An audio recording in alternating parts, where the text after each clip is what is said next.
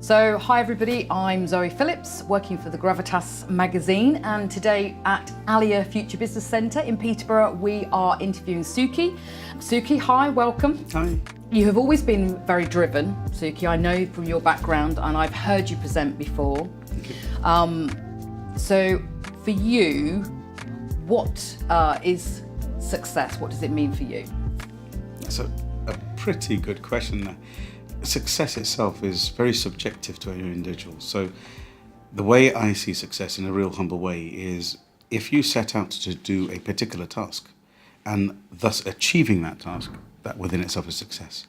So it's as simple as having clear goals, maybe, if that's what you're trying to achieve. It's as simple as waking up in the morning, at a certain specific time. But success as a whole in the modern media world, we tend to see success as financial only. In my world, I think I've been brought up from a 7th-generation background within business and understanding and family history to understand success as being both spiritual as well as psychological as well as physical in the real world as well. So we know you're very successful in business. You also have a successful family life. The two obviously needs to be juggled. I know that you do strategic business mentoring, you have the Inspire Business Club, the Business Boardroom, Inspire Diners and University, plus private coaching. Do you do that as well as other work?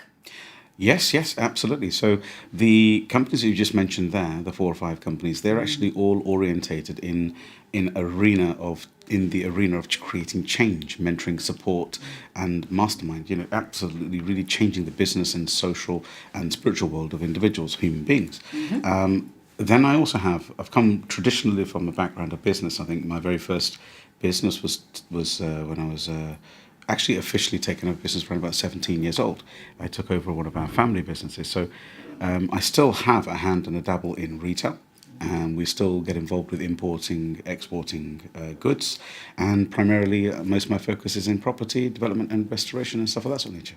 So you talked about your father having a big influence on you. And I think when you're brought up in a business world, you just automatically think that way. Have you had any other mentors that you felt that has really had an impact, whether it's family or business people that you've been connected with? Or do you just see your father as your main sort of...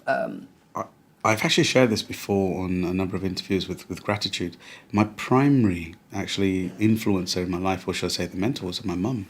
Okay. And so my mum was a business person as well, and she's still with us.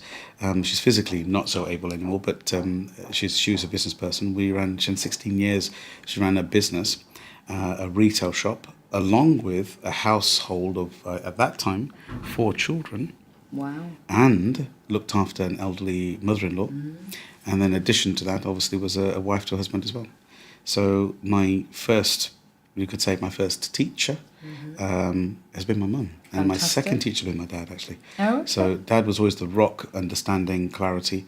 But I wouldn't have seen the information, and I mean this wholeheartedly, I would not have seen the information, the mentoring coming from my father, if my mother hadn't pre-framed it and understood it and actually shared her knowledge with me and a level of inner humility.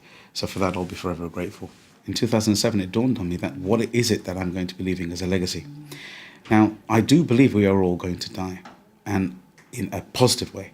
The reality of how to make that a positive context in your thought is, I'm going to leave this planet. The question is, what will I leave here on this planet? So I have been working since 2008, it's been over a decade now, only on a legacy.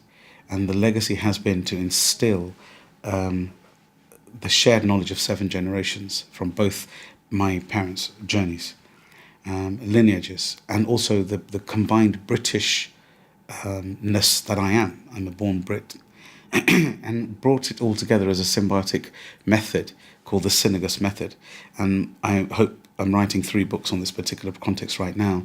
One was on body language specifically, one was the Synagogus method as a whole. And this is going to be the body of work that I leave.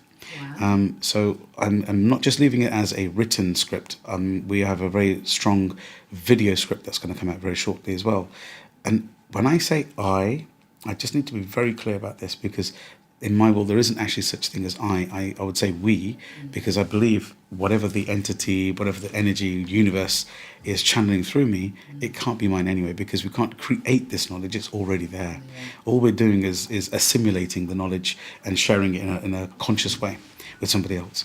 So I would like to believe, in a very sort of like personal, humble way of living, that I will leave an ignition. I will leave an ignition within every human being that I work with, that I communicate with, that maybe reads, maybe watches, maybe sees something I'm doing. I just want to ignite that one thing in them, and hopefully that within itself becomes the legacy that we all leave. I'm very grateful for our journey so far. So it's just a very big thank you to yourself for having me on. Fantastic. It was lovely chatting to you. So thank you for your time. Thank you. That's all right.